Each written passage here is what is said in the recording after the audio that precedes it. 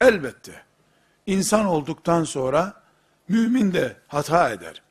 Mümin de cinayet işleyebilir. Ama hiçbir zaman la ilahe illallah Muhammedur Resulullah diyen bir insan terör örgütü kuramaz.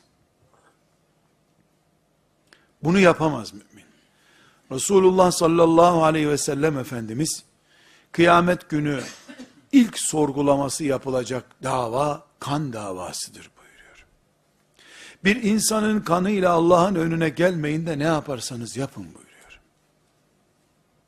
Mümin bilir ki 20 senelik namaz borcu ile bile Rabbimin huzuruna çıksam mağfiret umuduyla yaşarım da 20 gram kanla Allah'ın önüne çıkanın mağfiret umudu çok zordur. Bunu bilir mümin. Mümin hata eder ama bir kıtayı kana bulayacak terör örgütü kuramaz mümin. Eğer kurarsa o, bu kafadaki bir kafire alet olmuşların aletidir o.